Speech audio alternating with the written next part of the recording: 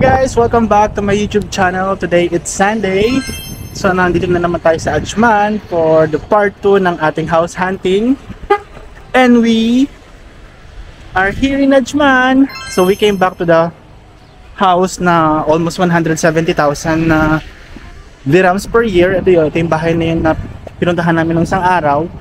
Binalikan namin siya today kasi pumayag yung may-ari na magbigay ng discount. So binigay siya ng 130,000 per year. So pakita lang namin ulit kasi hindi namin masyado nakita ng maayos last time. So pinalikan namin and papakita ulit sa inyo guys. And after this one, meron pa kami isang titignan. Dito lang din, same community. And after nun, magde-decide na kami kung ano talaga yung kukunin namin bahay. Kasi kailangan na namin mag-move in by first week ng May. So let's go inside the house. Okay, ito ulit yung entrance. Pagpasok mo dito, meron hallway dyan. Ito yung main entrance, yung facade.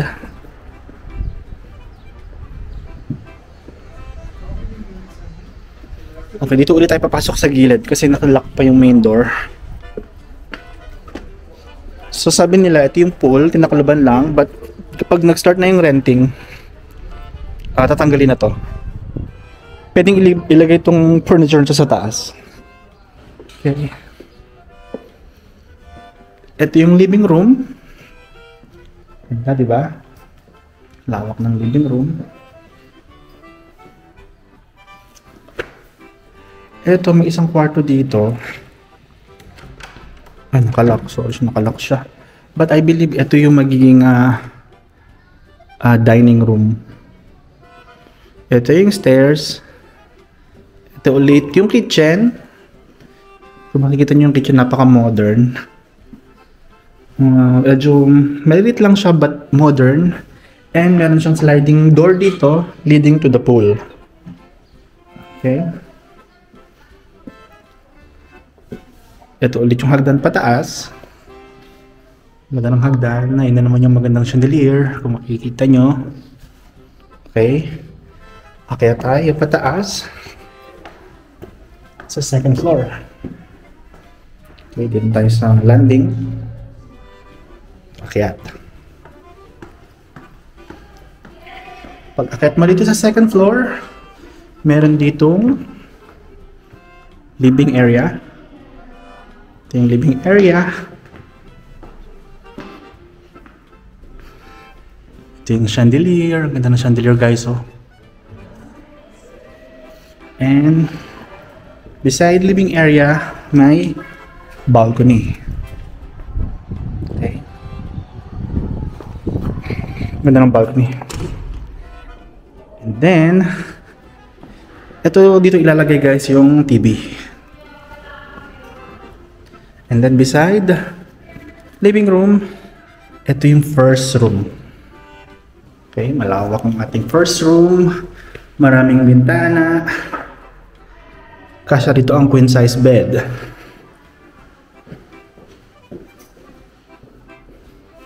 Guys, kita nyo dami bintana. Oh. Almost floor to ceiling yung mga bintana.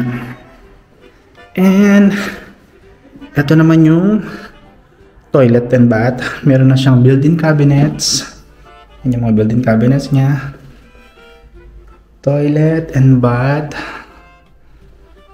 And meron din siyang shower enclosure. Tapos frosted yung kanyang window. Okay, after nyan, labas tayo dito.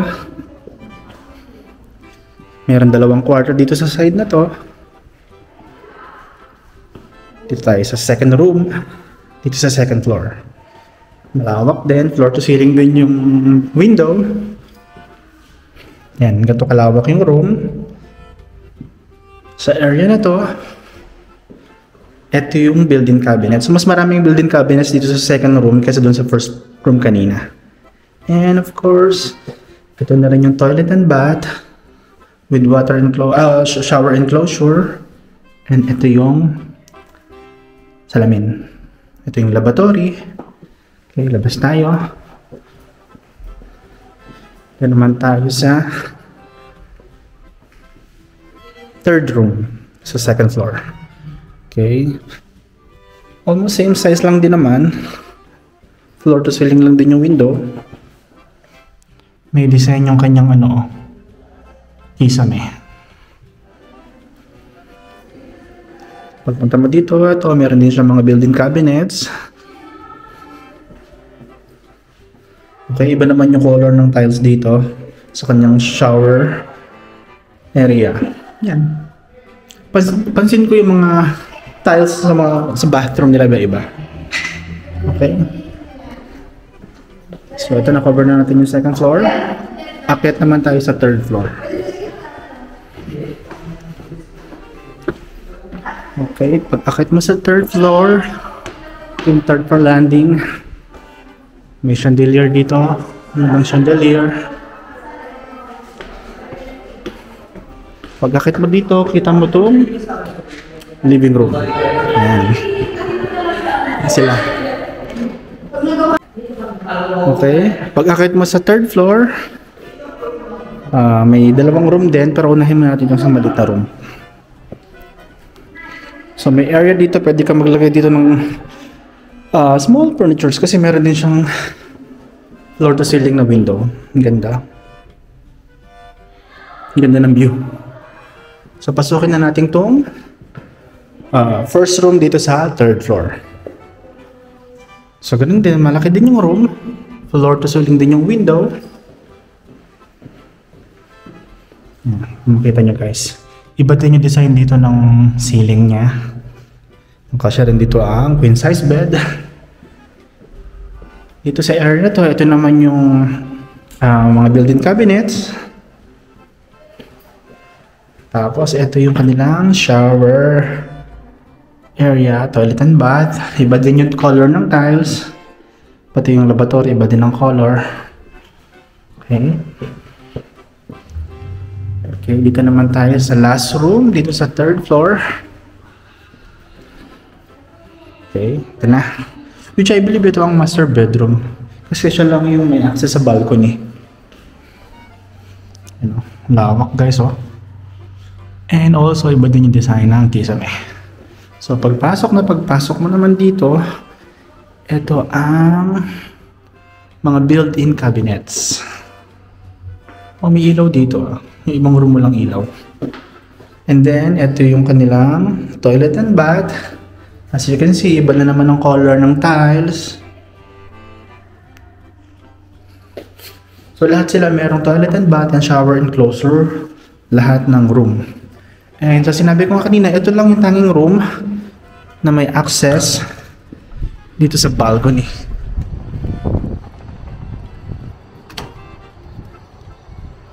So guys, bukod tangi itong room na to, ang may access lang dito sa balcony na to.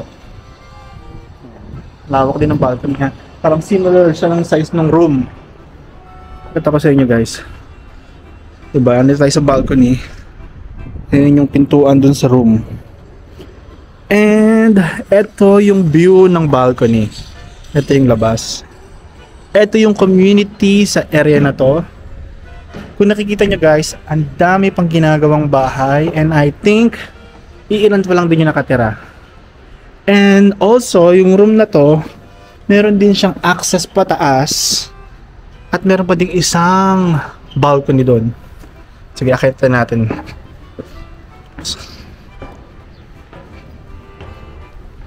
So, ang daming balcony ng kwarto na to. Dalawa yung balcony niya. Look at the balcony. Same size din ng ano. I think pwede dito mag-party-party. Right? Or pwede magsampay ng damit. Or mag-barbecue. Sa balcony na to. Tapos meron pa dito isang panghagdan na maliit. Dito naman yung mga water tank. AC. Outdoor units. So guys, ito yung pinakang rooftop, nandiyan sa pinakataas. Kung nakikita nyo yung view, view natin. Actually, I had a good feeling na baka ito na yung mapili namin, but still pupuntahan pa din namin yung isang house. Kasi nga pinag-pray talaga namin tong bahay na to na sana bigyan kami ng discount ng owner, and luckily nag-granted naman yung wish natin na mabigyan ng discount, so binawasan yung price. But after nito, titignan pa namin yung isang bahay and we will have a meeting kung magde-decide na talaga kami kung ano yung pipiliin namin bahay.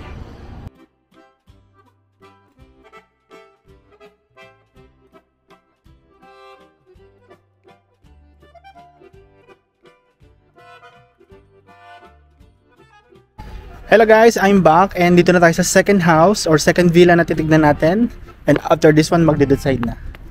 So ito yung frontage ng bahay. Wait lang, may taxi pala guys. So ito yung front ng bahay. Diba sobrang ganda? So guys, ito yung front ng bahay. Second house na bibisitahin natin dito sa Ajman. Okay, let's go inside. So ito yung kanyang gate para sa car parking. Ito naman yung gate para sa mga tao. Pagpasok mo, okay, ito yung side. Ito pa yung kabilang side. Yung window niya is from floor to ceiling. Ito yung main door. Ito yung living room or pwede rin tong guest room. Pagpasok mo sa main door, ito yung living room.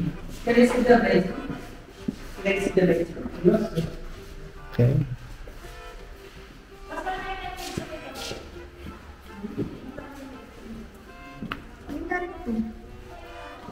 Ito, ganda. Wow, ganda. Iba yung color ng ano. Ito yung first room dito sa ground floor.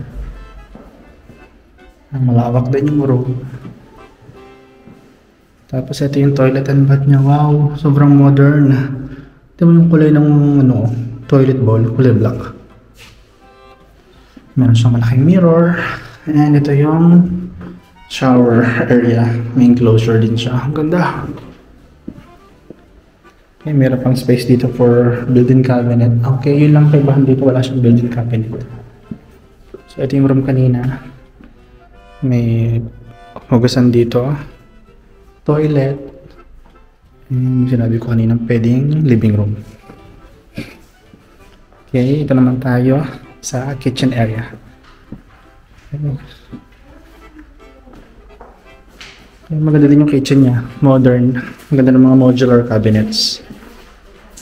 May electric cooker siya.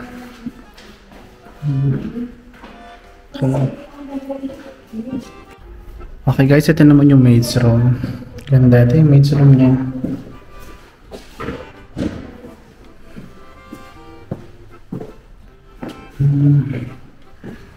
Maliit yung maid's room.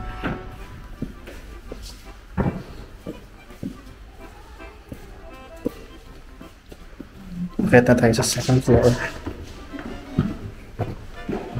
Kaya na?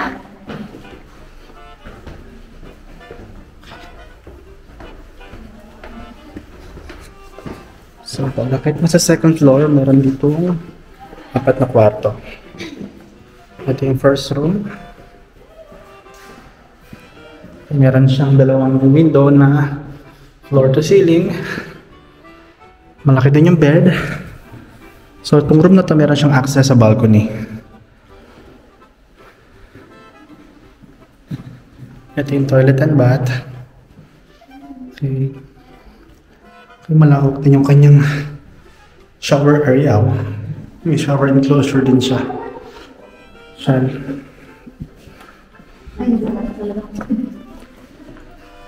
Okay, ito naman yung second room. Okay, malawak yung second room. Tapos meron din siyang floor to ceiling na windows. May access din siya sa balcony guys. Pero hindi na tayo lalabas kasi mainit na. Look how big the room. Pakalawak. And ito naman yung kanyang toilet and bath. Medyo maliit. So ang napansin ko dito, wala siyang built-in cabinets.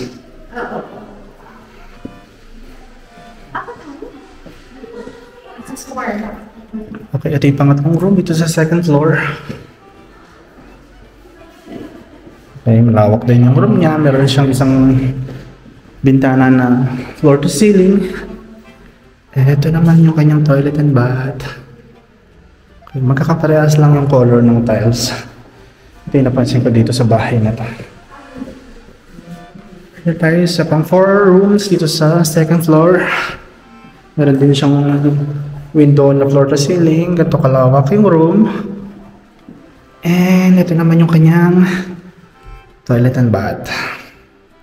So magkakaparehas lang yung style and design ng rooms and mga bathrooms. Okay, let's go to the third floor.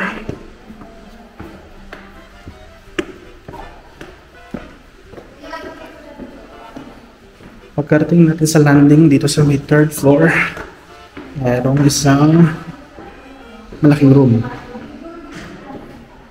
Okay, malaki din yung room. Wow, malawak siya guys. Malawak niya oh.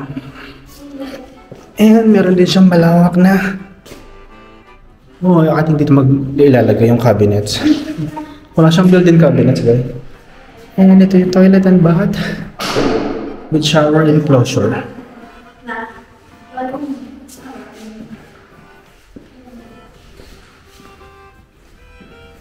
Okay, itong room na to, meron siyang access sa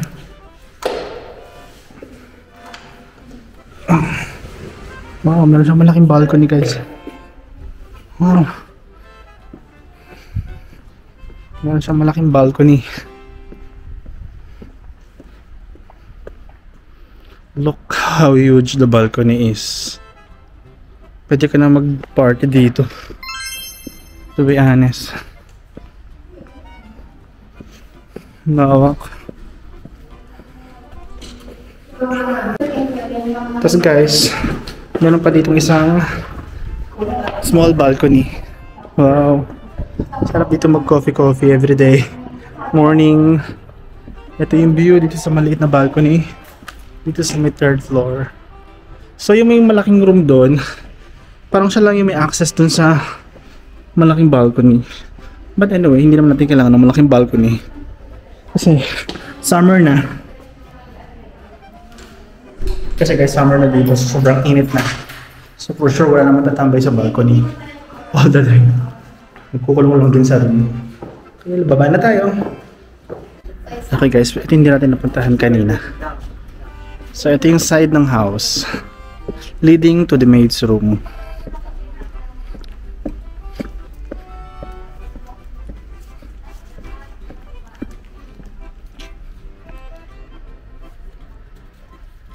So ayun guys, I think na-cover ko na lahat ang area nitong second villa na pinuntahan natin.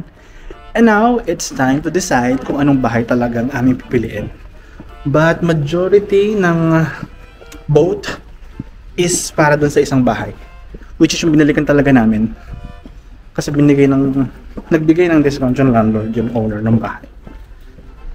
So I think without further ado, end ko na tong vlog and we'll update ko kayo, i-update ko kayo guys kung ano talaga yung napili namin.